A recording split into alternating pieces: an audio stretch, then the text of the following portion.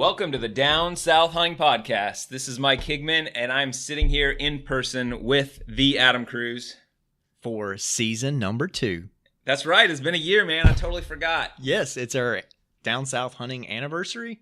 All right. How about that? Our anniversary. Happy anniversary. Congratulations, guys. If you made it through 1 year, that's awesome. We really appreciate you listening and sharing our stuff. It's awesome. I want to hear from anybody that's actually listened to every single episode. Yeah. If you've listened to every episode, hit us up on social media. We might have something for you. We have you a gift coming your way. Well, there might be 10, and we don't have 10 gifts. So, well, my mom, your mom. Okay, the first person that responds that they've listened to every episode. Yeah, and this is the honor system, guys. Come on, don't no lie. lying. Come on, yeah, hang in there with us. And if the gift is not good enough that if you've only listened to say like 13 episodes, it's probably not worth trying to listen to every one to be the first one. Yeah, so we appreciate the effort. It's good content though. You should listen anyway. Yeah, we've definitely got some good stuff out there. Thanks for joining in. We've got a special episode tonight. It's very special. I didn't know it was that special. I was trying to, man, since we're together, and this is very odd, I was trying to like look at you and then pass the ball. So like, here's the ball. Well, you passed me the ball saying it was like a special episode. This is a special episode. We're going to be talking about taking too many pills. And Mike was supposed to pick up and say, we're going to be talking about a brand new company and brand out there called Tethrd Nation. Yeah, it was good. It was good, guys. So if you're not into saddle hunting and interested in it, you should be. If you are a run and gun whitetail hunter, if you like to hunt public land, you have to have a tree stand on your back all the time, and you don't know what a saddle is, you need to tune in, listen to the rest of the show. I promise you, your interest is about to be piqued, and you're going to be wanting to have one of these. No doubt about it. You're going to want one. Any run and gun hunter, I guarantee you, if they haven't tried it out, they want one. No doubt. If you don't want one, you're scared. You are scared. You're scared. You're scared of hanging from a tree. that might be a few people for real. But, okay, yeah, if you like watch some YouTube videos on it, watch Greg's YouTube page, which we'll put Greg's YouTube link in the show notes. He's going to make you feel real comfortable getting in a tree stand with this thing. Next week, we're going to release Warren Womack. Which has been a long time coming. Yes, yeah, which we recorded back we talked to him about turkey season at the beginning. Yeah, we still had like weeks of turkey season left to go. So we have a little explaining to do. We haven't released an episode in a little bit, and there's not really like one single like really good reason other than we're just a couple of dudes with jobs and families, and we recorded a bunch. We've actually got a couple that have been in the can and felt pretty good about it, but yeah, we were ahead. We're not that good at recording yet. It's been a year. But there's still a lot of editing involved. So it's just taking some time to get out. So we got this one coming. We'll have another one next week. And we'll try to keep it going for you. We have at least 2 more guests lined up. So we've actually got a lot more lined up, but we've got some hard appointments, I think. Yeah. That sounds like a sales call. Yeah. Did you turn in your TPS for the podcast, I turned in my TPS reports. Yeah. I think this is really good. We should do these together more often. I think this is going to be like... I'll fly down to Tampa and we'll just go ahead and do that. Yeah. You should make a lot of sales calls to Tampa. Actually, one of my largest customers is in Tampa. Shout out to... Not going to give it. Yeah. I'm not going to give it. Just in case. Yeah. One of my biggest competitors is Air Gas, and they're actually down in the lobby right now partying. Me and one of the guys I work with, we were talking about Air Gas. Dude. I mean, their name's Air Gas, man. It's kind of weird, honestly. Speaking of Air Gas, I got food poisoning last week. That's how you transitioned into food poisoning, was Air Gas? Let me just tell you, food poisoning is not fun. It will wreak havoc on your underwear. It'll wreak havoc on like your whole body. It was rough. So I was in Texas this last week for a wedding. Which Lubbock, when we landed, it was at like 106. Oh, man. I thought Florida was bad, and forget what dry heat is. I mean, dry heat, humid heat, I don't care. 106 is really hot. Yeah, not fun to be outside. So what made you sick? I don't know. Is it mayonnaise? It's always mayonnaise. I don't think so. I think it was my hotel breakfast. Some other people in the family got a little less than I did. Yeah. man, food poisoning rough. It's like Yeah. you feel like you're gonna die. Did you go to the emergency room? No, man. I'm a man. I don't know how much fluid you lost. I don't know. Yeah. We didn't talk about how many visits you made. I don't know. I couldn't count. So 20? Yeah. This used to be a clean Yeah. show. It is clean. We Yes. haven't like gone haven't into the cursed. descriptions. That's true. Yeah. Anyways, we It's digress from diarrhea. bodily functions. We're talking about air gas here, man. We're talking about air gas. Oh, anyways, I'm sure the Tethrd Nation really appreciates us launching their products into the hunting industry. Yeah. Talking about food Yeah. poisoning and air gas. Yeah. Yeah. So It's good stuff though. season 2 launched with a bang. So I got some really cool stuff. I cannot wait to share what I've been working on the side. It's part of why I've been really busy. Yeah. I got some more internet business stuff going. I can't keep my hands out of that. So I got some more stuff coming up. When's that launch I'm date? going to need some help. I don't know. I would say 60 to 90 days. Okay. And I'm definitely going to need all the support I can get from our listeners for You my already have next my pre-order. endeavor. All right, good. You have my pre-order. Good. Yeah. I will say I'll be selling on Amazon. Okay. So hope you guys all buy on Amazon. Will you have Got some an products individual gonna be on website? Will it all be Amazon? What's that? Will you have a website? Or Yeah, will it we'll be have a all- website. Yeah. But I'm going to need, the way Amazon works, Mhm. I'm going to need to get bumped up in the rankings, which means I'm going to need people buying on Amazon. on So, Amazon. Okay. I will tell you, it's not really a hunting product per se. But it is related. It is. Yeah, One one of of them. Yeah. Yeah, the other one is not. And I'm in the know, guys.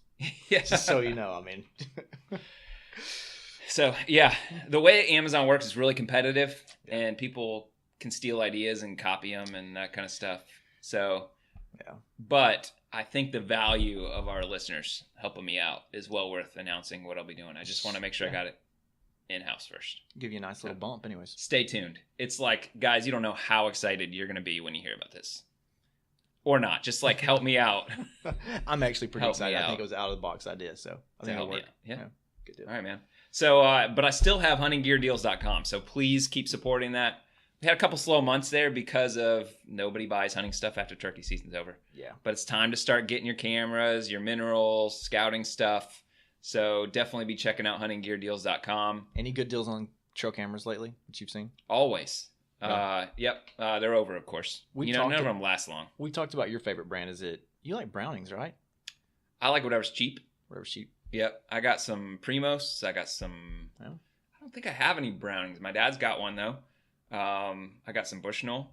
I've got. Who did we talk to? Man, I got a lot of Primos because I think they're cheap. We talked to a guy at the QDMA last year. Gosh, it's evading me now.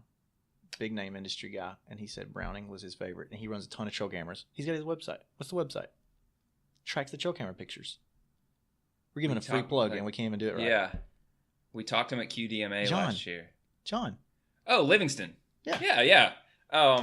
That's because he doesn't sponsor us. He sponsors 8 podcasts, Oh, but not ours. we're not even going to say your company's name, but he said, and he runs a lot of trail cameras. He said Browning works really well. It's Deer Lab. It's Deer Lab, yeah. Yeah. Yeah. That's a free plug for John Livingston. He probably doesn't listen. He was a great guy. He was actually on the podcast. He did an excellent job. It was fun to talk to. Yeah. About a year ago. So QDMA is coming up. Yep. And we are going to be there in some capacity. Reach Reach out to Adam Cruz and tell him on social media that he needs to come. Yeah. He's got a lot of life that's in the way of QDMA stuff. I have a lot of life So in the way. So we'll see if I can get life out of the way and maybe make a couple of day trip. Anyways. we didn't talk about this ahead of time, but we are going to do some kind of get together. At QDMA. Yeah. And I don't know if we means you, but Mike but I'm is. planning on being there, and I need some of y'all to be there. I bet the Kyle Bennett will be there. Kyle will be there for sure. So we're going to do a get together after one of the meetings. So Yeah. if you're interested in doing that, reach out to us. Let us know on social. Let us know on Hunting in the South Facebook group. Speaking of Hunting in the South Facebook group, we're about to do a giveaway with one of our partners, Nomad. That's a serious transition right there, Adam. That I nailed that, That's dude. pro. Dude, that was season 2 pro. You guys can't see me right now, but I'm wearing a sweet Nomad hat. I wore it In just, Bottomland. Love it. Yeah. But we also got some sweet trucker caps. Yes. Which I'm showing to Adam right here because he's in front of me. And I lost my trucker cap at a football game lately. So Yeah. So sweet black and white trucker caps. Yep. Make sure you're following us on social media because that is how you're going to find out how you can win one of these caps. That's the only way. Down South Hunting Facebook group, our Instagram page, Down South Hunt, or go to Hunting in the South. Twitter's Down S Hunt. Yes. If anybody still uses Twitter. I think Twitter's losing love, but anyways. Yeah. We did earlier in the podcast tell people they could win a hat another way too, which I forgot already. Oh, they have to have listened to every single episode and be the first one to tell us about it on social media. So the cat's out of the bag. You know what the prize is now. Dang it. We are terrible at this. All right. Anyways, let's get into the podcast. We have Ernie Powers, Greg Godfrey from the Tethrd Nation. Guys, tune into this. It's going to be awesome.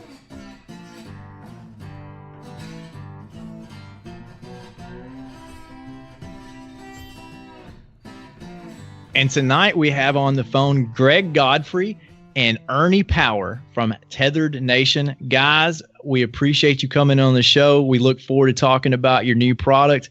How are you guys doing? Oh, we're doing pretty good. It's been a long day. I'm pretty tired, but of course, we'd always make time for the Down South Hunting Podcast. Yeah, it's awesome. It's great to be on here and join you. Hey, I appreciate you guys making time to come on.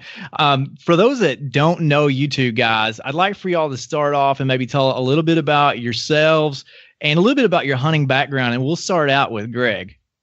Okay. Yeah. So I am, I'm a active duty Army by trade. That's what I do to pay the bills. And I've been doing that for close to a decade, married, got a couple of kids, and, yeah, right now I'm in Savannah, Georgia, so I'm in the South for sure, hunting the swamps and all that Savannah, Georgia, Southern Georgia has to offer. And I'm a hardcore saddle hunter. I'm pretty much all run and gun, hang and hunt, whatever you want to call it. That's pretty much how I've been hunting for the past almost decade, and that's kind of my experience. I grew up hunting in the South, but then, you know, when I joined the military, I've really gotten a lot of experience hunting all over, from Colorado to upstate New York to Georgia a couple times. And then just being a tried and true hunter, I've pretty much hunted all over the country, even into Saskatchewan, Canada, but all through the Midwest, Illinois, Wisconsin, New York, Pennsylvania, Virginia, West Virginia. I pretty much hunted everywhere, Colorado, Montana, all over the country. So I guess that's the quick elevator pitch for me. Yeah, I'm a northerner. Yeah, I was gonna say I'm your token Yankee on the phone today. Yeah, All right, so yeah, my name's Ernie Power, and I'm the token Yankee on here. I'm living in Minneapolis, Minnesota right now, but I haven't always been here. I grew up in North Idaho. I cut my teeth hunting with elk, mule deer, whitetails, but everything was done on the ground. Well, we didn't do any tree stand hunting. It was almost unheard of. I came out to Minnesota to go to college, and through a series of events, I'm still here 25 years later, but that meant I had to learn how to hunt a little bit differently. I've had to learn how to hunt from a tree because I have learned how to hunt more public land with more people and less area. So you just really can't cover the ground that you would out in the Rockies. As far as hunting goes, I'm all over the place. I mean, last year was a really cool year. I was able to hunt in 5 different states. Got to see a lot of cool country, but I've also done a few international hunts. And really, I mean, this is the reason I go to work. I'm a mechanical engineer with a professional license in the state of Minnesota, but most of my salary actually just goes to letting me hunt around the world. Thankfully, I have a wife who takes care of me a little bit. She's kind of my sugar mama. I might not be so fortunate to do it. Yeah, you're one lucky dude if you're doing that then. Getting away with that. Trust me, I am so lucky. My wife she's one of a kind. I wouldn't be able to do half the stuff I do without her. No kids, I take it. I do, actually. Believe it or not, my wife came with a couple of kids, so I have a 23-year-old and a 25-year-old boy. My 25-year-old has a 2-year-old son of his own. And then, just to make things interesting, I have a 3-year-old boy and a well, actually a 4-year-old boy and a 3-year-old girl that are here at the house as well. So it's a little crazy. Wow. No kidding. So tell us about where Tethrd Nation came from. How did you guys come up with that idea? And for those that don't know what saddle hunting is, why don't you guys tell us a little bit about, what saddle hunting truly is and kind of the apparatus itself? Yeah, well, I guess we could start off with maybe we should answer that in reverse. I can kind of talk about the saddle hunting part, and then Ernie, you'll jump in and kind of talk how we kind of started Tethrd, if that works for you guys. And so saddle hunting, I guess, in its most basic form is similar to what an arborist or like a rock climber would use. Is essentially a safety harness that's suspended from the tree, and that's how you hunt. There's no traditional tree stand. There's no seat that you're sitting on. And in its most basic form, it's a rope or webbing strap that we call a tether, hence the name Tethrd.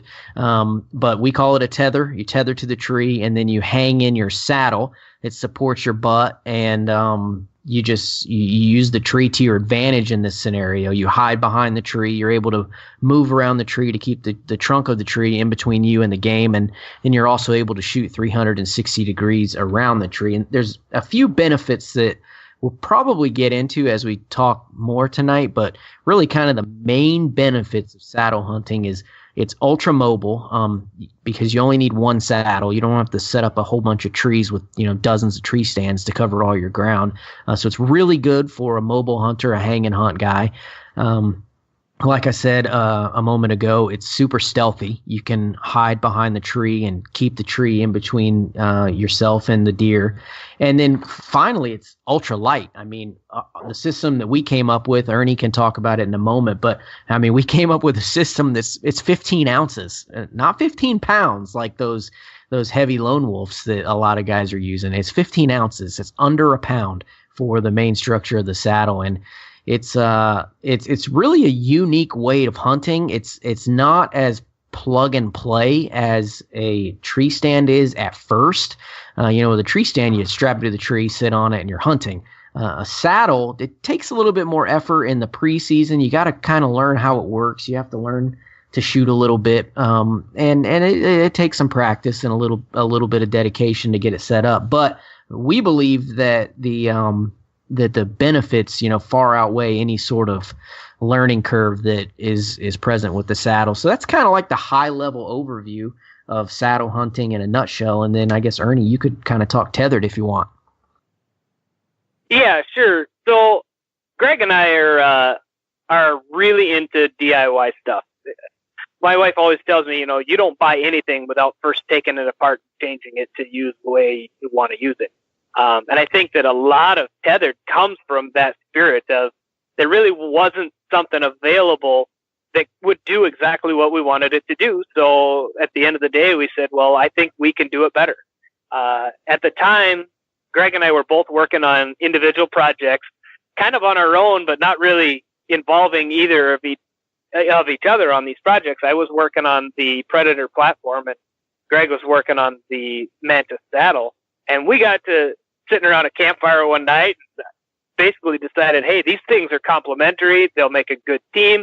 Why don't we go ahead and team up, and then we'll have a system that we can offer to everybody, and we'll just try and make everything as ultralight and as easy to use as we can. We'll make it something that just doesn't exist right now. And basically everything that Tethrd does, if you look at any of the products we have, it's something that doesn't exist. We wanted it different. We wanted it our way.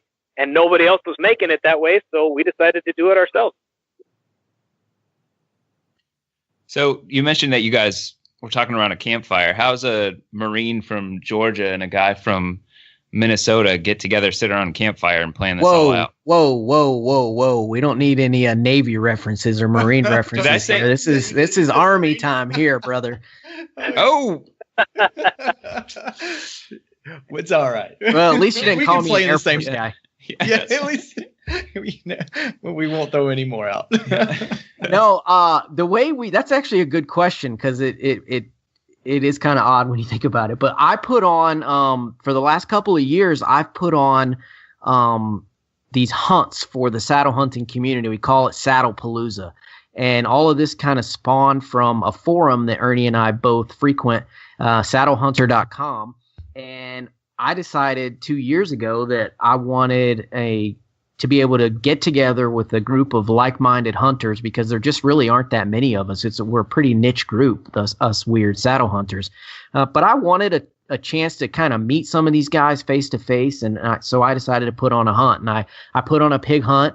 The first one was in 2017, and we had, a dozen guys or so come down from all over the country, really. And they came to this hunt, and we shot some pigs, and it was a great time, and we talked saddle hunting, and it was awesome. So then I decided to do it again, and I hosted Saddlepalooza again, 2018. We did it in Savannah again, and we had almost 40 people show up from around the country. I mean, Ernie came from Minnesota. We had guys fly in from New York, from Texas, Mississippi.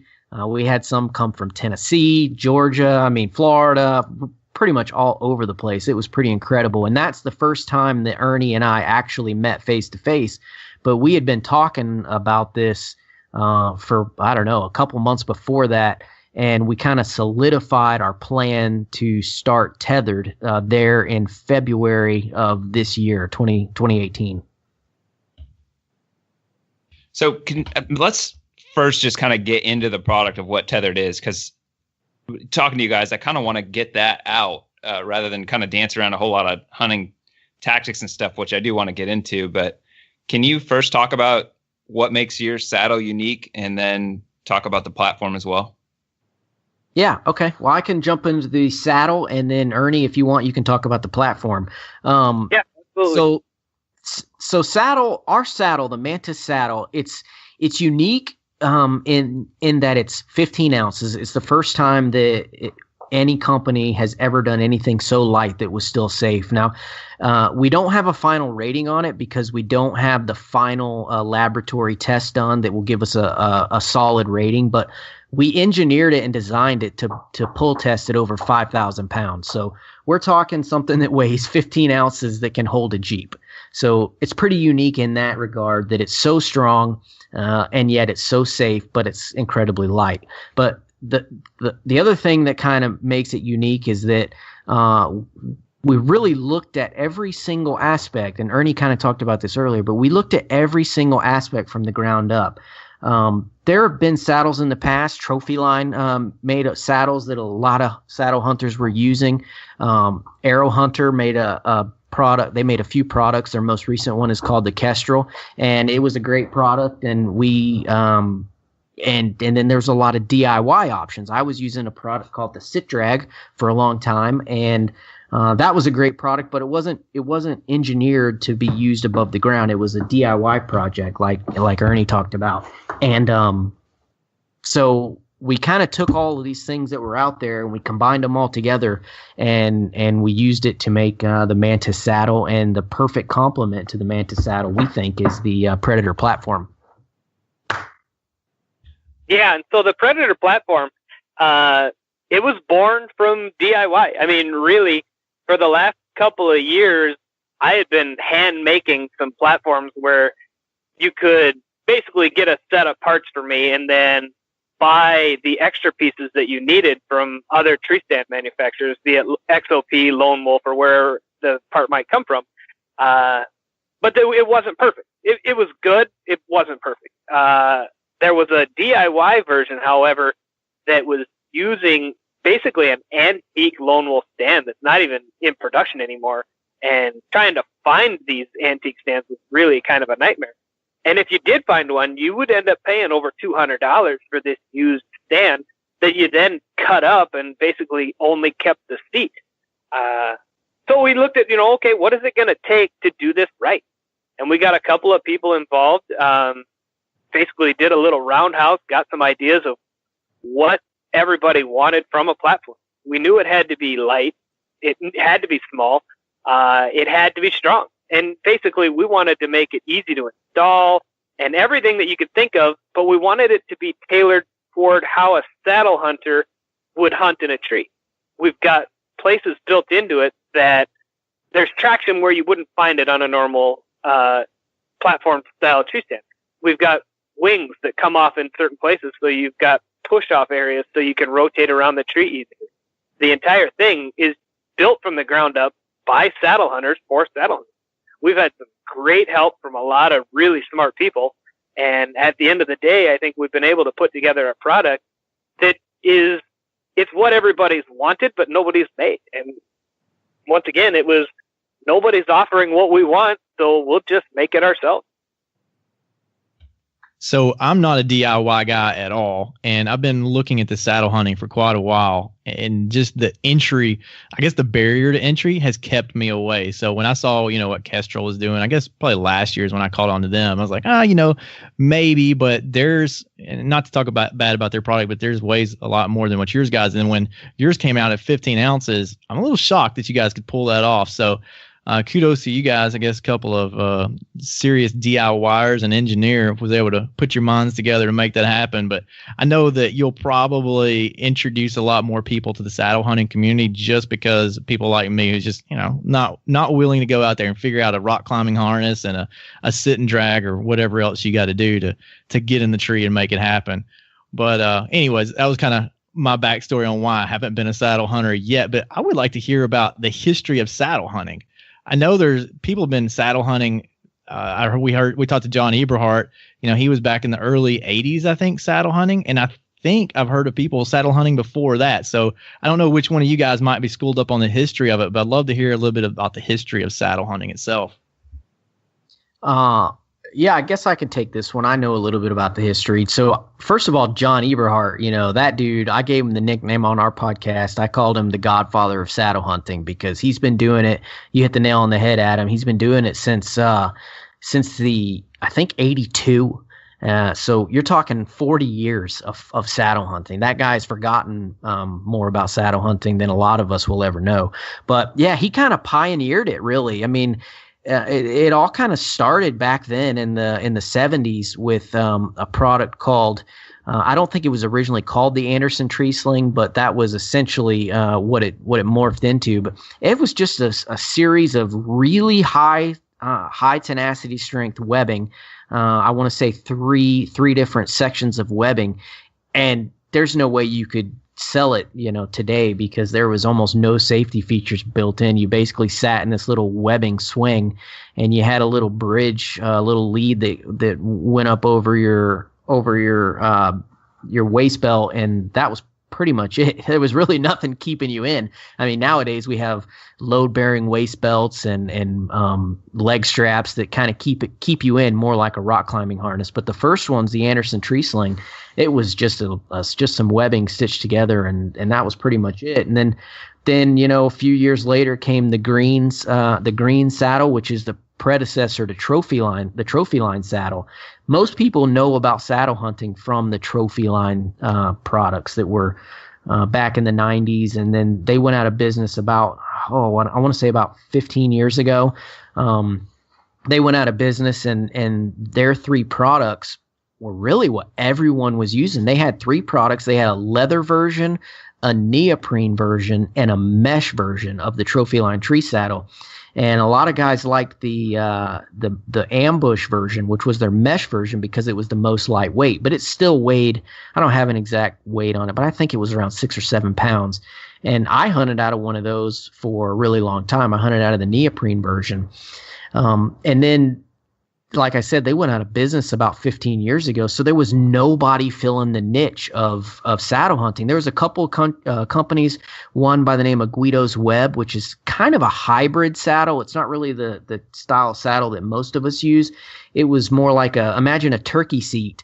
It has a full back seat and a full pad on the bottom, and that kind of connects you in the tree. A lot of guys were using that, but the saddle like we're using now, it really kind of went out of business for a while until a company by the name of Arrow Hunter started making they made a version of a saddle based off of arborist equipment, and Arrow Hunter is really it's a little shoot off of New Tribe. They're owned by New Tribe, which is a arborist company. And so New Tribe created a saddle. I believe it was called just the Arrow Hunter.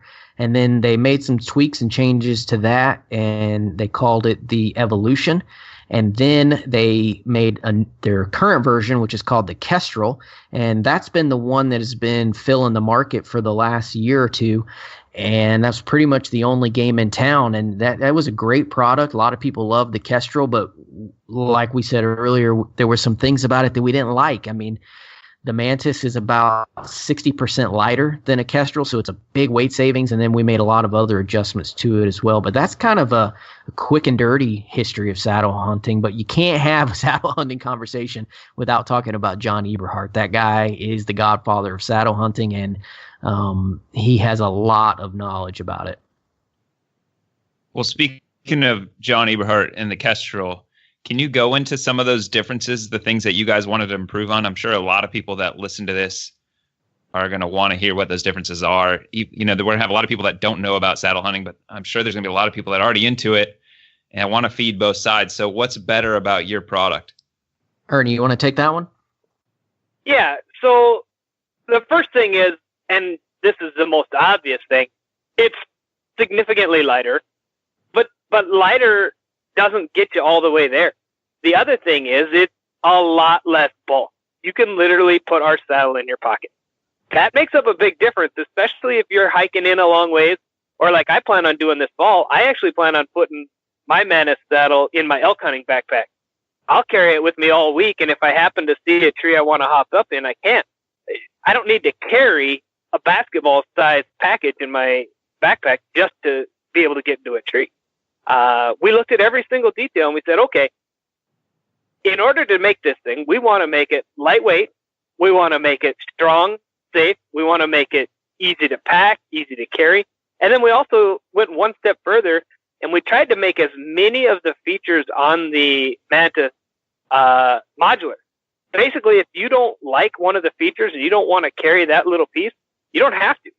The SYS haulers, which is basically a pocket that attaches onto our saddle, is a unique option. It's very modular, but if you don't want a pocket on your saddle, you don't put it on there.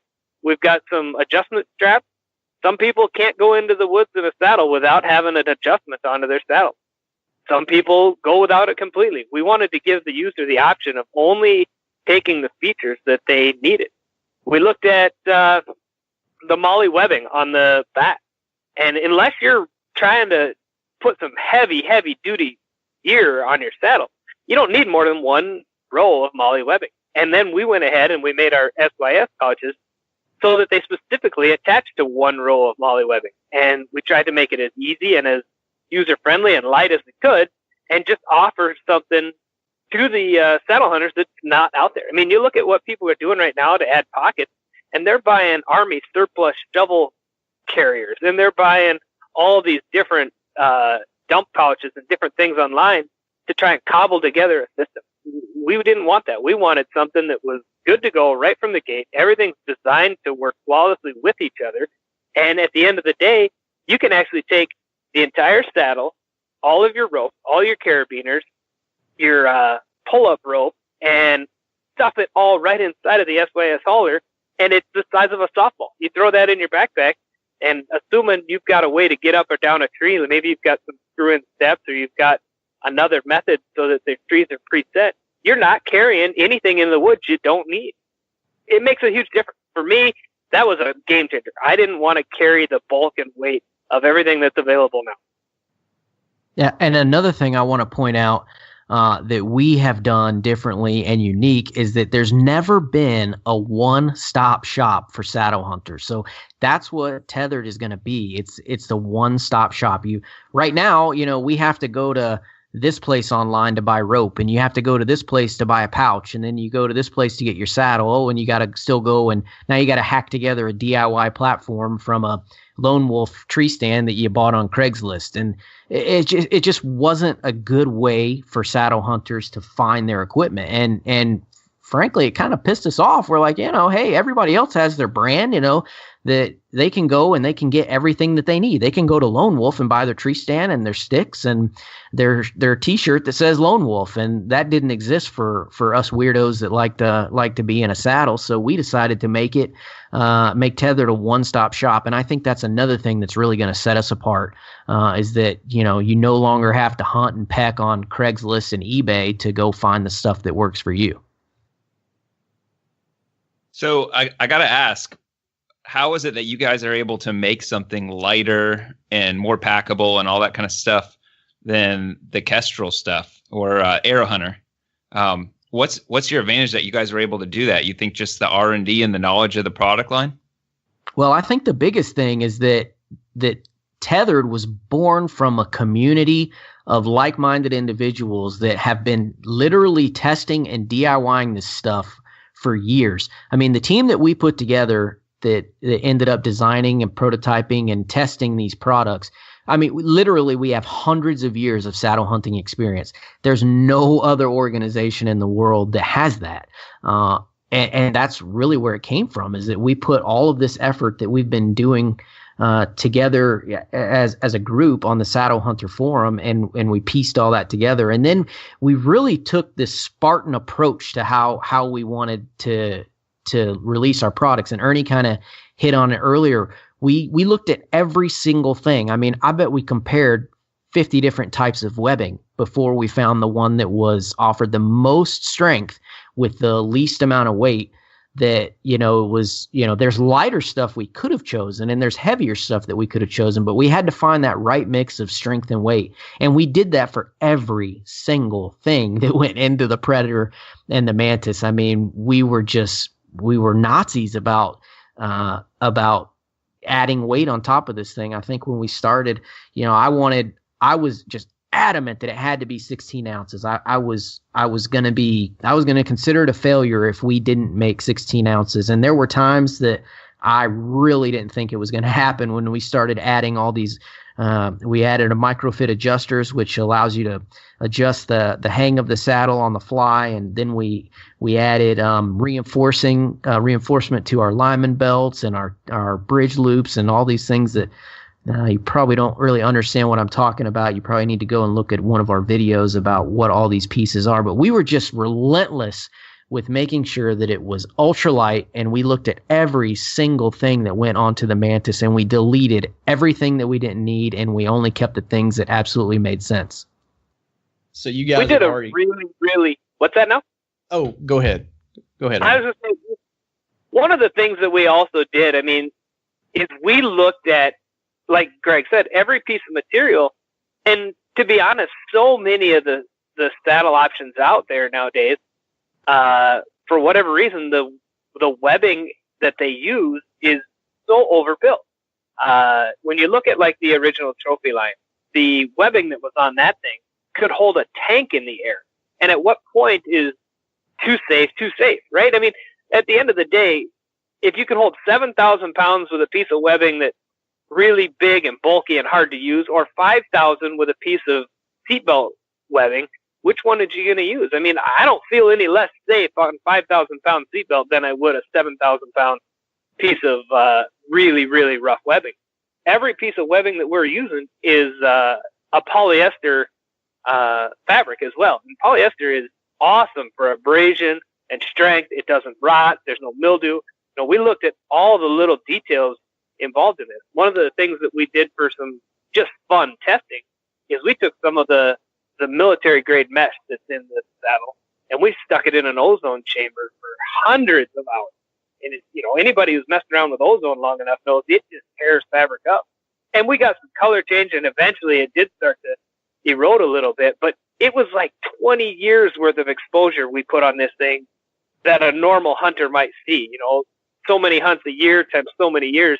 We put 20 years worth of ozone onto this stuff, and the fabric still held up. We've really tried to find every material that was strong, lightweight, and would make it through the rigors of a normal saddle season. So were you guys able to get John Eberhardt's input on this at all as well? I know he was involved with the Arrow Hunter. So Was he working with you guys as well? Yeah, John's actually helped us quite a bit. I consider John one of my hunting mentors, and I actually was talking with John about that today. I'm going up to get him set up with a saddle here in the next few weeks, and yeah, John gave us a lot of good advice, and he endorsed it the other day, and he said this is the only commercially made saddle that he would actually hunt out of.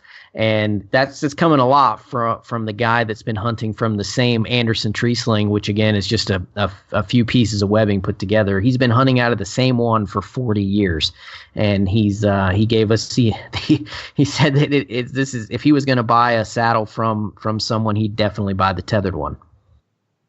So let's pivot a little bit and talk about safety issues. I know you guys mentioned earlier that you needed to practice.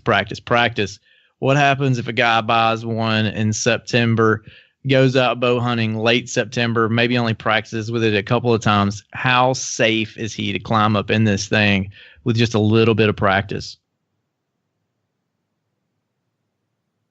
Well, the reality is, I mean, you're safer in a saddle than just about any other tree stand out there, because as a requirement of use of the saddle, you have to be attached to the tree. Yeah, I like to make the difference. I like to state the difference with kind of two terms. So when you're in a traditional tree stand and you have your safety harness on, that safety harness is designed to catch your fall. So you've already fallen, and your safety harness is there to catch you and stop you from hitting the ground. Then you're dealing with you have to deal with self-rescue. Maybe if you're not in that great a shape, you're going to have a hard time pulling yourself back up onto the tree stand, or, maybe during that fall, God forbid you hit a hunting stick and, maybe you get injured that way. So the traditional safety harness in a tree stand is designed to catch your fall. Whereas, like Ernie said, in a saddle setup, you're tied to the tree, and the saddle prevents the fall altogether. So it's basically impossible to fall when you use a saddle correctly. Now, I guess to answer your question, if somebody just grabbed one, they went to our website and grabbed a Mantis saddle and they went out and hunted right away, you could do it. 80% of the shots that you can take in a saddle, you could learn, in 3 minutes. But we just recommend people get it ahead of time and spend a little bit of time practicing with their bow in the tree, because what's going to happen if you don't do that is you're going to try it once, during a hunt, and you're not going to get it adjusted right. You're going to have your tether at the wrong height, or you're not going to have it sitting on your body correctly. And then it's going to be uncomfortable, and you're going to go, oh, this is bull crap. Those guys lied. Saddle hunting is super uncomfortable. I hate it. They're a bunch of liars. Why did I ever listen to them? When in reality, if you'd have spent 15 minutes, before heading out to your tree stand or your tree setup, and just learned how to move in the saddle, how to put it on your body so it fits comfortably, and how to adjust all the little pieces of the saddle. And, all it takes is 15, 20 minutes, and you'll learn 80% of what you need to know. That rest of that 20% is just maneuvering on your platform and learning how to make the different shots. Yeah, it's funny. I kind of got to skip that learning curve, which is a little odd, but I actually spent almost 20 years as a professional tree trimmer. So for me, I spend hundreds and hundreds of hours in a saddle before I ever thought to hunt out of one. So when I first learned about, hunting out of a saddle, I was like, well, this is fantastic. This is what I do anyway. So for me, I'm super comfortable in a tree. And I did. I bought my saddle and I went out and crawled up in a tree in the dark and hunted out of it the first day. But I don't think that's the norm. That, if I hadn't had all those years as a tree trimmer, I don't think I would have been as successful in the dark trying to do it the first time. So when do you guys officially launch your stuff? It's all launched now. You can go on to our website and you can buy everything now. We're in pre-order now. And we did that for a couple of reasons, but mostly just because we're a couple of normal guys trying to launch a business. It's hard to do, and so we did a pre-sale to help us kind of defer a little bit of that cost up front, which we still have invested heavily into this thing personally. But the pre-sale is just lets us defer a little bit of that cost up front, and then we'll start shipping we're saying mid-July as our safety net, but really we're hoping to start shipping product the first week of July. Well, this year might be the outlier since you guys are launching, but I'm going to go ahead and predict on an annual basis that September is going to be your biggest month of sales every year. Yeah, you're probably right. So can we get into a little bit of why somebody would want to hunt out of a saddle as opposed to a traditional tree stand? I think we kind of skipped over that a little bit, but that's probably good. We probably fed the appetites of people that really wanted to hear about your stuff. But let's get into saddle hunting in general a little bit. Yeah, I think the benefits of saddle hunting really outweigh the cons. And so I guess if we did it a little reverse, and why wouldn't you want to saddle hunt? And people don't get into saddle hunting. You guys said it up front, is that the barrier to entry is really two things. First of all, it's education. People don't know about it. They've never seen it. They've never heard about it. And then there's nowhere that they can go and try it locally, because there's, can't go to Cabela's and pick up a saddle. It doesn't exist anymore. So there's a couple of things that have been keeping people from getting into saddle hunting traditionally. But once you've figured it out, you've learned about it, which now lots of people are going to hear about it thanks to this podcast. And, it's just so many benefits that go along with saddle hunting. And I kind of hit on a few of the main ones, and I'm sure Ernie can touch on even more after I shut up. But, first of all, mobility. There's nothing more mobile out there. I mean, you can it rolls up to the size of a softball. The Mantis does. It fits in your pocket. You can put it in a cargo pocket. You can throw it in a fanny pack. I mean, it's ultra tiny. You only have to buy one of them, which I'm not sure that's great from a business perspective. Nobody really needs to buy two Mantis saddles because one will pretty much last you your whole life unless you lose it. But you only need one, so gone are the days of buying 20 tree stands and setting them up all over your properties. Now you can just go around and hunt your whole property with one saddle. And then for the guys that are run and gun and hunt public land, I mean, I never wanted to leave my stuff in the woods, and I was always afraid people would steal it. So I always carried my tree stand in and out with me, and I was carrying a big, heavy Summit Climber, and the thing was like probably 25 pounds, and it was ridiculous. It just got old. First of all, you're lugging all that metal through the woods. It's bulky. It doesn't pack down small. You're hitting branches, and with a lot of care and attention to detail, you can be quiet, going through the woods with big, bulky tree stands. But the saddle pretty much eliminates all of that. You wear it around your waist on the walk in. You don't even know it's there. Or like Ernie said, you roll it up and toss it in your pack, and it only weighs 15 ounces. So you're not really taking a weight penalty. And then you have the things like stealth and mobility. Like I said earlier, you can hide behind the tree.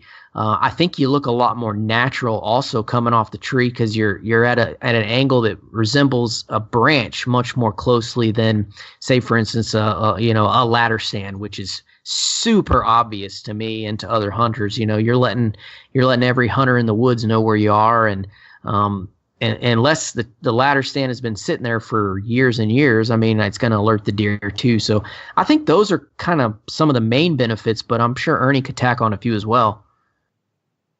Yeah, my favorite part of saddle hunting, and this doesn't get enough play, I don't think sometimes, is I don't have to spend 10 minutes trying to find a tree that my climber can go up or trying to look for something that I can put my sticks on. I can literally hunt the tree that's best for the area. And my favorite trees are big, gnarly oak trees. I like to get up 25 feet in an oak tree with branches all over the place because you just disappear. And you're just not going to be able to do that with traditional tree stands. Just getting getting up into the tree and then pulling a traditional tree stand up there is going to bang off of the sides. Maybe you can carry it in on your way up the tree, but I was never able to pull it off. Whereas with a set of tree climbing spikes or having the time to come in and put some screw in steps ahead of time, I can literally walk right up the nastiest tree that I can find, tie in and sit down, and I literally disappear. You're at an angle where your feet are touching the tree and your waist and your upper body are kind of leaning away. You look like another branch, and when the tree's already full of branches, you just completely disappear. I have more deer come into 2-3 yards right underneath me that just have no idea I'm up there, and that's my favorite part. It's the fact that I can hunt the tree that makes sense, not spend all of my time hunting for a tree. Ernie, I'll ask you this one first, then pass it off to Greg. What's your preferred method of actually climbing a tree? I know some guys are using sticks. I just heard you using spikes. Ernie, what do you guys choose to do? Well, if I can get away with it, it's arborist spikes all day long. I actually have a really nice set that's made out of carbon fiber. It's right in the realm of everything we do. Lightweight, easy to carry. My climbing spikes weigh less than 3 pounds. So I tie those onto my backpack, and then I don't have to worry about, finding a tree that I've already prepped or anything. I can walk up to the tree, strap on my spikes, crawl up, tie in, and sit down. And then I just take my spikes off and hang them on a branch. Once again, though, like I said, I cut my teeth in this as a tree trimmer. So for me, throwing on a set of spikes and climbing up a tree, it's just like walking. So for me, that's my favorite method. And it's the lightest method. You can bring in, lots of guys will bring in a set of muddy sticks or a lone wolf sticks or something along that line. There's a product by Wild Edge that is real popular. They're kind of a strap-on step. There's lots of different ways to get up and down a tree, but every single one of those that I look at is just more stuff to carry. Whereas for me, the spikes they're my go-to. They're every single chance I can use it, I use the spikes. I'm right there with them. Spikes have evolved into my absolute unequivocal favorite way to climb a tree. And I've only been doing it for a couple years. The first time I tried it, I almost sold them. I bought a set of spikes. I went out to the woods. I tried them. I hated them. I felt totally unsafe. I felt totally uncomfortable. It was terrible. It took some real work for me to get comfortable with it. Probably 4 or 5 tries climbing a tree before I felt confident to go up past about 10 or 12 feet. I just wasn't very good at it to start. But now that I've been doing it for 2 seasons, it's just, man, it's the best way to hunt. Ernie's right. If you can, where it's legal, there's just no better way. You can get in any tree. It's quiet. It's ultra light, and they're easy to do. I can be up a tree 30 feet in about 2 minutes. If you're interested in learning the best way to climb, you need to go watch Jared Schaefer's video on YouTube. He just published a video. His YouTube channel is called Flinging Arrows, and he just published a video a couple weeks back about how to climb a tree with tree spikes and a saddle setup. And he goes over every single detail, how to put them on, where to put them when you climb up, and how to hang them in the tree, how it works with a saddle, how it works with a platform. He goes over in great detail how he did it. And he does that in conjunction with how he set up on a buck bed that when he was using beast tactics to kill a real big West Virginia buck. And he did all that in one video. It's a fantastic video. You'll understand after you watch that why we are so adamant about loving spikes. And then, like Ernie said, it's not always legal. And some people have a ethical problem with doing a little bit of damage to the tree, which, in my opinion, they don't damage a tree any more than using a climbing tree stand or hanging a lock on it and leaving it there. So that's personal preference, though. I'm not the morality of police. You guys all the listeners have to decide for themselves if they're okay with using spikes. But where they're legal, they are the best option, hands down, for me. So you touched on it a little bit, but what are the other options and the advantage of the other options? Let's say somebody's not ready to jump in that far and go with the climbing spikes. What would you say would the next option be? Well, I think you have to kind of go with some of the tried and true products in the outdoor industry, like your climbing sticks, like Ernie mentioned. I use muddy sticks. They're my favorite, the 20-inch version, and I've heavily modified those, in the DIY theme. I use a climbing etrier or aider attached to the bottom of those. So with 3 muddy sticks and aiders attached to each one of those at the bottom, which is a 4-step webbing ladder that I attach to the bottom of the muddy stick, I can get to about 25 foot with only 3 muddy sticks. And I'm a short guy. I'm only 5'7". So the guys that are tall, that are 6 foot, that can really stretch out those sticks, you could probably get to 30 foot with only 3 muddy sticks. So that's my preferred method.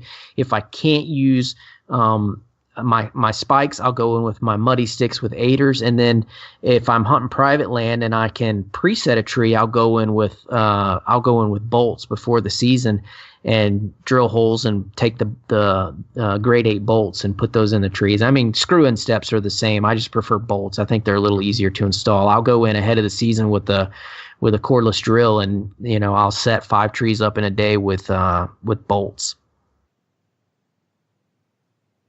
Yeah, basically. Public land very much. I know for me that's a big problem, is you can't use screw-ins or bolts or anything on a lot of land I hunt. Yeah, I'm 90% public land. Yeah, I hunt Fort Stewart here in Georgia, military reservation, and that's a Marine base, right? Oh, Mike, we're gonna have to. Can you guys edit that out, please? I don't even want to hear it.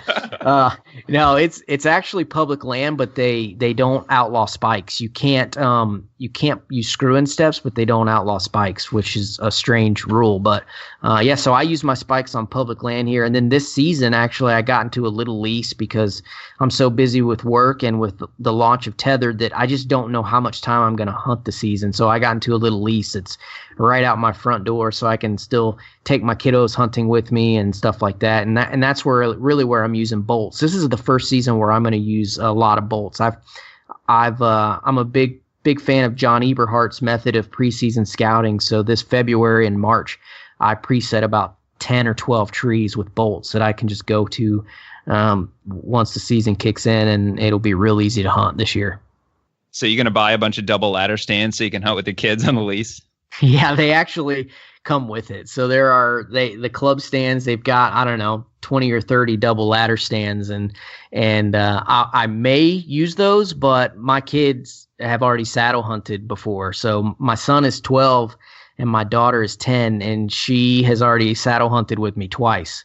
So there's no problem taking kids either. I mean, it's safer than a tree stand. So maybe you could just use them like as a launching pad, and you'd like climb up the ladder stand and then hang your saddle above. You get an extra 5 feet over the other guys in the club. I've done it. This past year, I got drawn for a special hunt. This is a pretty cool deal. So 3 times a year on Fort Stewart, they have these giant impact areas where nobody ever goes into. It's where they do all of the, they shoot the artillery rounds and all of the weapons training. All of the spent rounds go into this impact area, and it's closed off, and it's giant. I mean, we're talking like 50, 60,000 acres. This is giant plot of land that never gets open. They open it 3 times a year, and they do a draw for soldiers. And so they take 50 hunters 3 times a year, and I got drawn for it.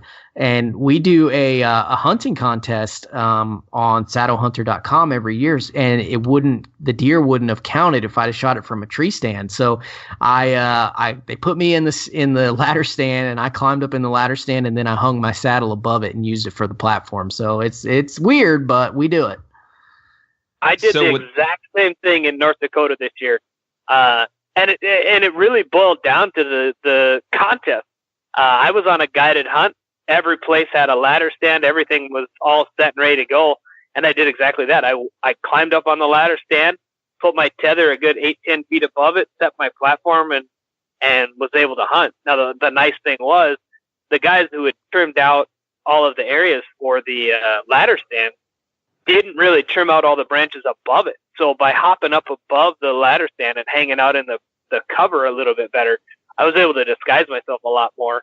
But like Greg said, every deer that I try and kill out of any hunting, in order for it to count for our little contest, you got to be in a saddle. So you get creative sometimes. So you can hunt high fence as long as you're in a saddle? Yeah. You might catch a little grief, at the end, but I think as long as you're in a saddle, it counts. I mean, what kind of prizes we talking here? $1 million. I'm in. Yeah, exactly. Yeah. Free tickets to Saddlepalooza with John Eberhart. Yeah, that's worth a whole $10 there. You get to meet Greg. Yeah. That's awesome. So you're kind of going over some of the disadvantages, Greg, and Ernie, you walked me right into this one. Some of us don't have a sugar mama to buy us carbon fiber spikes. What kind of money are we talking here? Because that'd definitely be a barrier to entry for me. I don't know if our listeners have caught on yet, but I'm pretty dang cheap. What kind of money are we talking for me just to get the bare minimum to get into saddle hunting? It can be as cheap as you want it. There's a lot of guys out there who are hunting out of a sit drag, which you can pick those up for $35, and then they take a mountain climbing saddle that you can pick one of those up for about $35. You put the two of them together, and you got yourself a saddle to hunt on. Or you can go crazy. I mean, the sky's the limit as far as what you want to do. And sometimes that stuff can be fairly expensive, but it doesn't have to be. It's all a matter of what you're comfortable with and what you really want out of it. The way I look at hunting gear, man, that stuff has to last me forever. I like to make sure that I buy quality stuff, and for the amount of time I use it and the amount of places I take it, it's a buy once, cry once. I just like to get it over with, buy something that I know is going to be good, that's going to last, and then go from there. And the other thing to consider is, like, for instance, we can just talk about our product, the Mantis Saddle. It's on pre-order right now for $199, which is on par with some of the high-end, high-quality tree stands that are out there. I mean, I don't know. I haven't looked recently, but I don't even know if you can get a Lone Wolf for $199. Maybe you can, but maybe if you use huntinggeardeals.com. Oh, there you go. There you go. But not our usually. Stuff is, designed, engineered, created, everything 100% made in the USA. So I mean, Ernie said it best. You buy once, cry once. The thing's $199, but it will literally last you for many, many years. It will probably outlast all of us. They're built that heavy duty, and unless you use it, you're not going to tear it up. So, you buy one, and like I said, it's not a great business model because we don't get to sell you 3 or 4 like Lone Wolf does, but you only need one of them. So you got to factor that in too. I mean, most guys aren't buying one tree stand. They're buying, a few here and a few there, and after time, it just adds up. Well, you don't have to do that anymore with us. How confident are you in a normal, like, run and gun whitetail hunter going out and buying one of these and feeling satisfied with the total experience? Have you guys, I'm sure you've seen a bunch of guys come and go on saddlehunter.com. Do you see a lot of guys sticking? I mean, what the percentages in your mind? I know you're going to have to kind of shoot from the hip, but what do you think? I'll shoot this one at Greg. It seems like you're I don't know. Or I don't know which one of you guys is the expert at saddlehunter.com, but whoever. Well, I mean, we're both kind of in there a lot. So yeah, I would say that I would say that your chances of sticking with it, since that's kind of how you phrase it, Adam, is directly related to how much effort you're willing to give. If you're the kind of guy that doesn't have the ambition to try it out, I mean, like if you were completely happy with your hunting setup, you didn't really see the advantages of saddle hunting, and somebody gave you a saddle and said, "Here you go try it out." It may not work for you, but really the market for saddle hunting are the guys that see the advantage of it, and they are the guys that are typically hunting run and gun or public land, and they need to lighten their load, and they see the advantages of stealth. And it's quiet, it's packable, there's no bulk. Those are the guys that really put the time in and get the most bang for their buck. And I mean, certainly there's a percentage of guys that try it and don't like it, but I think most of those are guys that didn't put in the time to give it a fair shake. And I mean, I've said it before, I don't want people buying any of our products if they're not at least willing to put in the minimum amount of effort that we advise. I mean, I don't want you guys to buy a saddle from us, go out, try it once, never put in the 15 or 20 minutes that we recommend trying it out and shooting your bow with it. Because all you're going to do is you're going to go set up in the tree. You're going to say, this thing sucks. Those guys lied. And I just wasted $199. When if you would have just, kind of listened to us and did it the right way with some practice ahead of time, you're going to find that you really like it. So how long does this pre-sale last? How much longer do we have to get that $199 price? That's a tough question. What do you think, Ernie? You know what? Our original intention is to run it through the month of June. We didn't like the fact that we had to put off shipping product to people until July. Nobody likes to buy a toy and then not get it for weeks. So we wanted to kind of mitigate some of that and, give you a little bit of a deal on stuff. And once things are in stock and we're able to ship them in a matter of days instead of a matter of weeks, then the motivation to lower prices will probably be at our standard price at that point. But we wanted to give everybody a break, and especially those new adopters, the people who are really putting trust into Tethrd and so much support without being able to see what somebody else had, without having an entire market full of people who already have this exact product, being able to look at it. Some people are a little hesitant. So we wanted to make that barrier to entry a little easier. What's your pro staff situation like, Ernie? Well, we got a few guys. Right now, I think we've got 5 or 6 guys, and all of them are really, really active members on the saddlehunter.com website. We looked at, what are these guys doing? What are they useful? Do they have a lot of experience? And we tried to form a team where everybody's got a quality or something that can be beneficial to our team. And kind of each guy had something different to offer. It's been a really cool group as far as that goes. And, like Greg had mentioned, there's a lot of years worth of saddle hunting experience. And if you're going to be putting a new product out there and trying to make sure it hits every detail, well, getting a bunch of guys who spent lots of years in a saddle to test it out for you, it just makes a world of difference.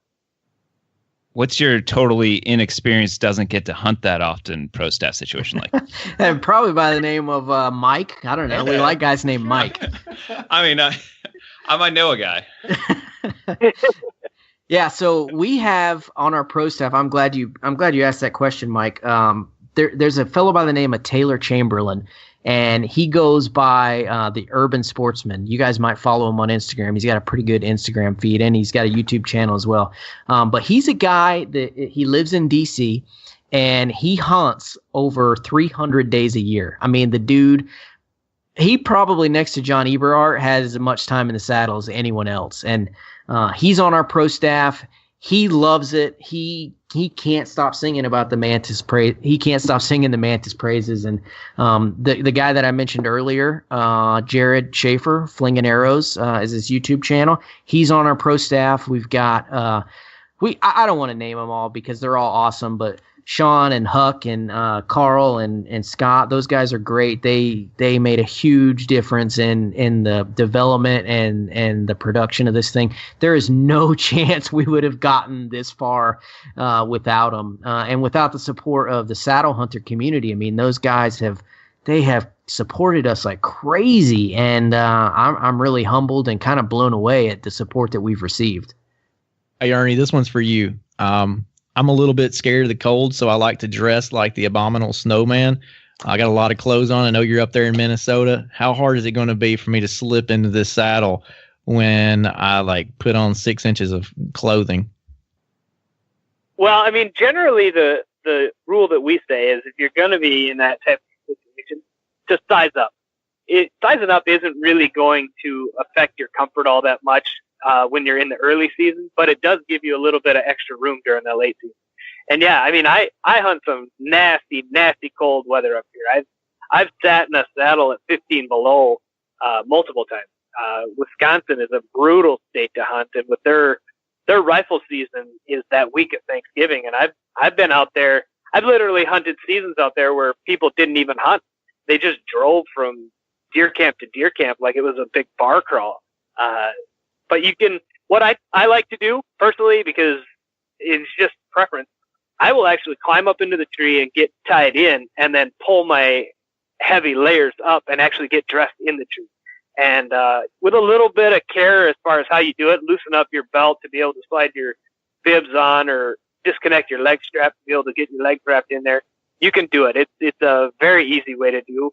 That's actually where the Predator platform shines, because it gives you something to stand on. Now, it's not very big.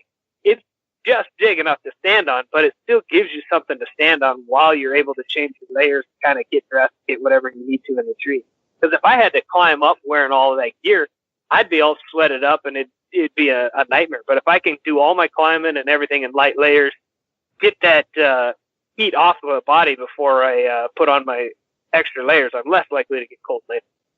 And another thing that tacks right onto that is we designed the first ever, really the world's first insulator for a saddle. It's never been done before. We call it the Sbw Heater, and it's essentially 2 layers of micro fleece sandwiched in with some synthetic insulation. We use ClimaShield because it's the best, and it goes right underneath your mesh saddle because, you know, in the early season, that mesh, you have convective wind currents that keep you cool.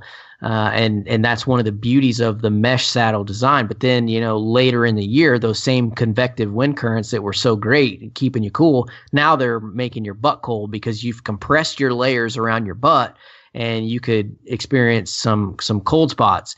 We fixed that with the Sbw Heater. You just strap that onto the bottom, and now you've got 3 layers of insulation right underneath your mesh saddle, and you don't have to pay a big weight penalty for it.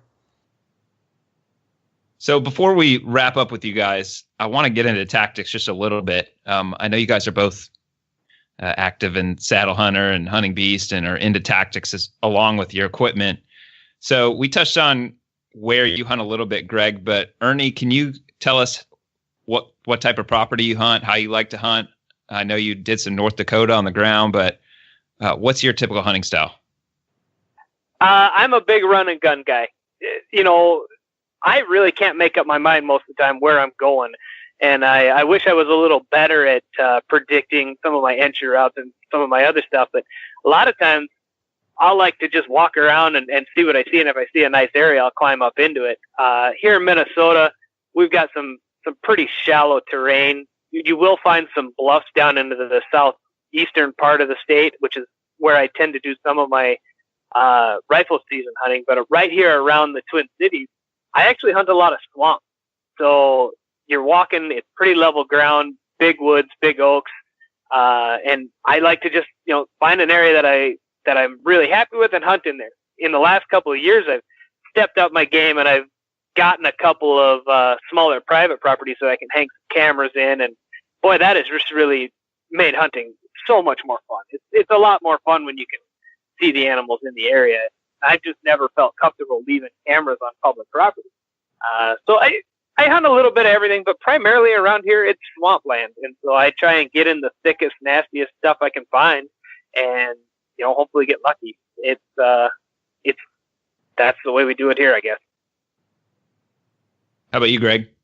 Well, I am actually mostly a run and gun hunter, not by choice. In the military, since 2009, I have only hunted the same location I haven't hunted anywhere more than 3 years, and that makes it really tough. So I grew up hunting in the South, like I said, but then I moved to Colorado with the Army, and I got to hunt there for 2 seasons before Uncle Sam moved me back to Georgia. I got to hunt there for 1 season, and then I went to upstate New York that I got to hunt for 2 seasons, and then they moved me to Savannah, where now I'm going into if I get to finish this whole hunting season, that'll be my 3rd season in Savannah, which that'll be the longest I've hunted anywhere. So I am a run and gun hunter because I don't have a choice. I mean, I'm constantly learning the area. I mean, you guys know it takes 2-3 years just to figure an area out, and then I'm moving. So unfortunately, I do a lot of run and gun hunting. If I say unfortunately, it's not true. I enjoy it, but if I had my preference, I would follow more of the John Eberhart style of hunting as opposed to kind of the Dan Infalt, the bed hunting stuff, which in the South, you guys know, is very tough. But in New York, man, the bed hunting thing was legit. I could find the beds, I could hunt the beds, and it worked. But here in the swamps, it's just not quite the same. So I much prefer to hunt the John Eberhart style, which is you do 99% of your hunting season is done in the preseason, where you're doing all your scouting, you're prepping everything, and then once the season comes, you're basically just bouncing around to those spots, keeping them fresh, and you're not doing as much in-season scouting like the crew at the Hunting Beast would do. So I actually like that style a little bit better, but like I said, I've kind of been forced into the run and gun method quite a bit more. Maybe could you guys each give us a few tips as to how you would recommend hunting with how do you most take advantage of the fact that you're hunting out of a saddle? Start with you, Ernie. Maybe just walk us through a typical hunt you might do and how you would take advantage of using the saddle. Well, and like I said, for me, the biggest advantage is I can hunt any tree. And I like to, a lot of times it depends on how active I'm getting, but if I'm hunting a morning hunt, I'll go to a tree where I know where it is. I'll hunt that tree, and it's a tried and true area. But after lunch, I might go walk around a little bit and try and find some new area, try and find a new tree, and maybe that's a tree that I'll hunt the next day as well. Hunt that afternoon till dark and come in the morning. But I just like the idea of I'm not so worried about, I don't have to trim a bunch of branches to get my climber up a tree. I don't have to search around and find a tree that's straight. I don't have to do any of that. I get to crawl up into a tree and hide. The ability to get up there and disappear is just awesome. And the fact that I can hunt any tree without a lot of prep. Generally, I can find some trees with very little work that are going to work just perfect for me. Yeah, I think my favorite part of it is the mobility and the lightweight benefits that it gives you. So me and my brother, we did a DIY trip to Illinois this past hunting season. We went in November. Neither of us had ever been to the state before. We went to a piece of public land in southern Illinois, and we were both saddle hunting. And the fact that I could walk around learning this new area without having to lug around all that big heavy metal, and it just made a huge difference. It was enjoyable to be able to hike around with just a little bit of weight in my pack as opposed to, 20, 30 pounds in my pack. And it was great. I mean, it allowed us to hunt some really nasty, gnarly stuff that I don't think we would have been able to hunt with 100%. No chance would have been able to hunt it with a climbing tree stand. The only way we would have been able to hunt the places we were hunting would be with, a set of sticks and a hang-on stand like a Lone Wolf or a Muddy or XOP, something like that. But the fact that I just could throw the saddle around my waist and then all I had to carry was my climbing sticks, I mean, that just was a huge advantage to me. And that's probably my favorite thing about saddle hunting is the lightweight nature of it. Ernie, you mentioned being able to walk around and just kind of scout as you go. Do you find yourself hunting on the ground sometimes as well? If there's not a tree, Not very often. Honestly, I don't like being on the ground. I feel exposed. I like to get, I'm one of the high rangers. I like to be up 25, 30 feet. I like being up there so that my scent is carrying a long ways away from the area I'm at. And generally, because we don't have a lot of terrain here, in order to be able to see, you just got to get up a little higher. You might find a ridge you can kind of look down or do whatever, but I just like to be up high so I can see and then and hide, basically, as far as that goes.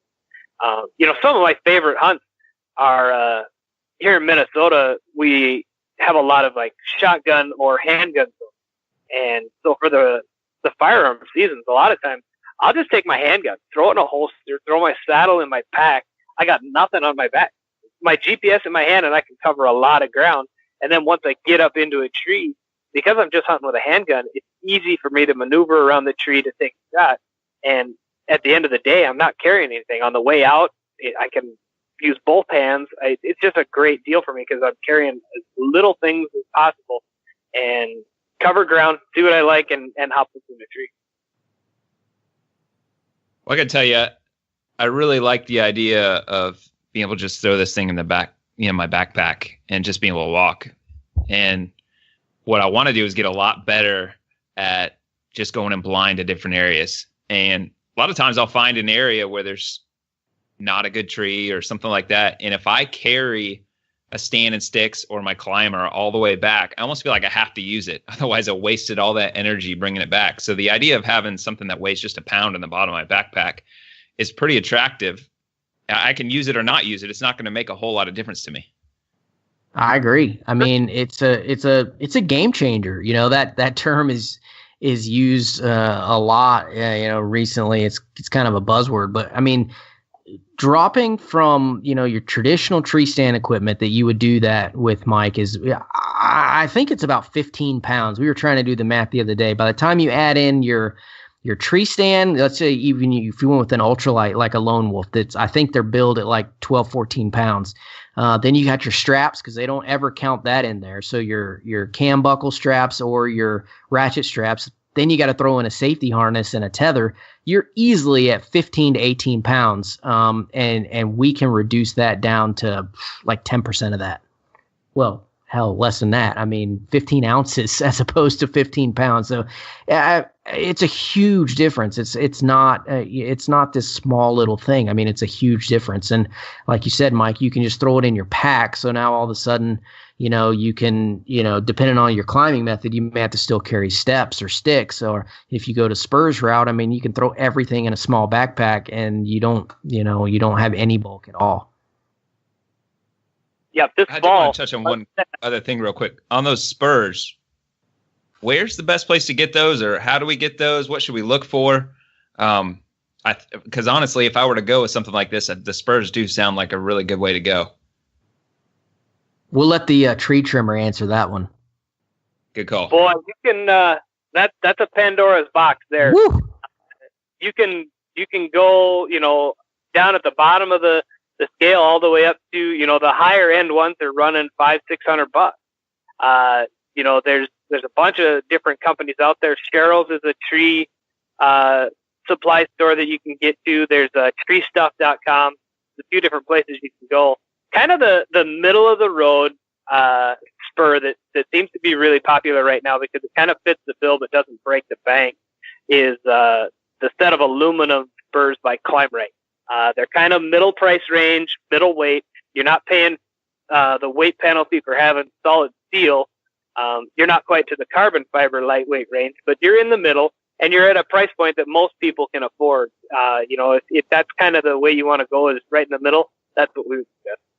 That's what I started out with, Mike. I bought a set of Climbray aluminum spurs on, I think I got them on Craigslist. It was either Craigslist or eBay. And I think I paid about $150 or so for them, and they were fantastic. I've since upgraded to the carbon fiber based on some of Ernie's recommendations, but the aluminum ones were totally fine. But the gear part of it for me is almost as much fun as the hunting part. Almost, not quite, but I really enjoy, if you couldn't tell already, I mean, both Ernie and I both enjoy the DIY aspect. I mean, I love trying all sorts of new gear. I mean, I have so much gear in my garage, it's criminal. But like Ernie said, you don't have to go crazy with it. You can spend $100, $150, $200, and you'll have a really good set of spurs that'll last you a long time. Well, I think that's kind of the key is right now it seems like most of the saddle hunters are the gear nuts, the guys like taking stuff apart and figuring stuff out. And the key is going to be, and maybe you guys are going to be able to do that, is bringing this mainstream where it's kind of already done, ready to go versus, yeah, you buy this different stuff and you have to doctor it up and hopefully what you do is safe. I like what you guys have done as far as taking all these different minds and taking things that have worked and make it happen.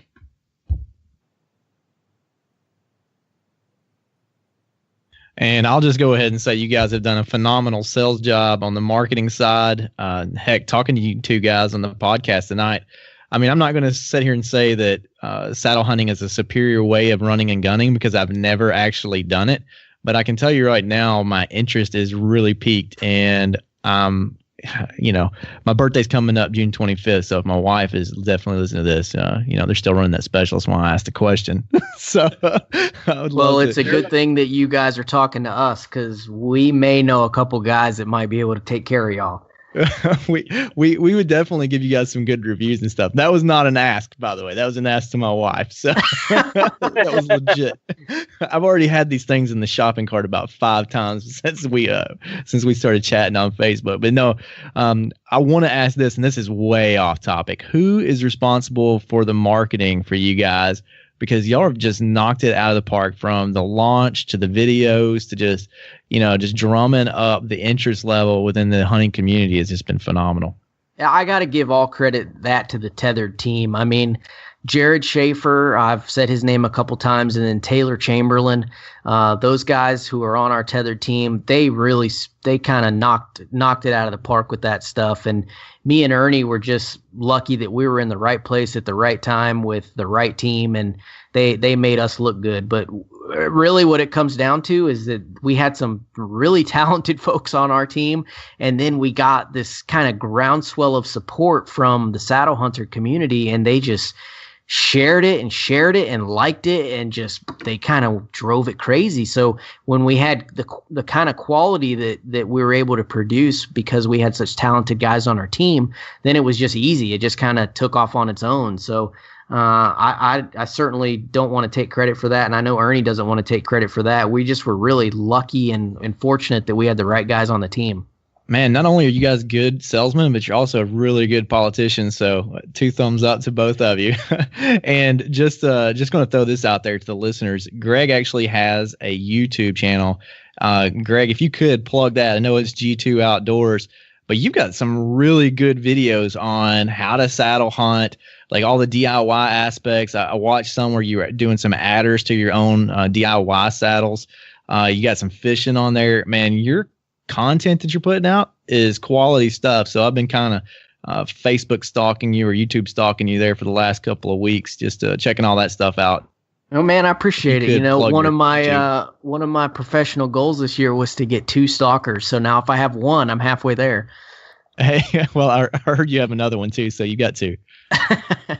Yeah, hey, I appreciate you bringing that up. The G2 Outdoors, yeah, that's my YouTube channel, and it's kind of a labor of love. I started it last year because I kind of like my life's mission, I guess, is that I want to inspire people to get outdoors and to hunt and to fish and to hike and to bike and to all these things. I actually end most of my videos with, hey, if you're not already, go outside and go hiking and camping and biking and hunting and fishing. And I really feel like the outdoors is such a huge part of my life, and I want to share that with everyone. And so that's why I started the YouTube channel, and it has kind of grown pretty fast, and I really enjoy it. I wish I got some money from it because it costs quite a bit to buy camera gear and all that stuff, and it takes so much time to do it because I'm not all that great at video editing and all that stuff. I have to really work hard at it. Some guys were blessed with talent. I wasn't, so I have to work extra hard to make it look kind of good, and it just takes so much time. So maybe one day I'll get a few paychecks from it. That would be cool. Well, you guys have seen the debacle of our podcasting, so now you know a little bit of behind the scenes of how much work it takes for our podcast to actually get out there. We had an interview with Warren Womack now for a month that we're still sitting on. 1 hour of recording equals 6 hours editing. Yes, that dude is a killer. Warren Womack, he is one of my heroes too. I mean, he is 72 now, I think, and still hunting out of a saddle. That guy's an animal. He's awesome. I think we're due to those same editing concerns. I think this one might make it out first, but if so, he's going to be next. And he's amazing. Yeah, he actually just picked up one of our Predator platforms, and we're pretty pumped to have his support, and we're gonna get him in a Mantis Saddle too. That guy, he is awesome. If your listeners don't know who Warren Womack is, well, I guess they will after you publish the podcast. But yeah, if you don't know who he is, listen to the next episode. Yeah, there you go. That's a better plug than I was gonna give. Yeah. Well, guys, we really appreciate you guys jumping on here tonight. We're really looking forward to testing your products out soon. We definitely encourage all of our listeners to go check out Tethrd Nation. I'll let Greg, if you would give us the website addresses, social media, and I'll let you sign off and then followed up by Ernie. Yeah, appreciate that, Adam. Tethrd Nation. If you can remember that, that'll get you pretty much everywhere on Instagram, YouTube, website, Facebook, all that good stuff. But we spelled it weird, so it's Tethrd. It's TETHRD. Tethrd, TETHRD, Tethrd Nation. But if you Google Tethrd Nation, I don't think it matters how you spell it. It'll find us because we're the only tethered out there. And yeah, you can find us on Instagram and Facebook and YouTube and at tethrdnation.com. And we are super pumped to be launching all this new gear, and we're super pumped the Down South crew thought enough of us to bring us on, man. I really appreciate it. Yeah, guys, seriously, we can't thank you enough. This has been awesome. This whole project it's been a labor of love. It's been one of those things that, we're big DIY guys, and we finally get to actually do something with that just fuels our passion. Everything about this has been so much fun, even though it's like crazy amount of work. It's been so much fun, and all the support that we're getting from saddle hunters all over the country and different podcasts like yours, man, it's more than we ever expected. It's been fantastic. We really appreciate you taking the time to bring us out here. Well, thanks a lot, guys. I definitely learned some stuff tonight, and am real interested to learn some more, checking out your social media and your website, and definitely something I'm really interested in checking out some more.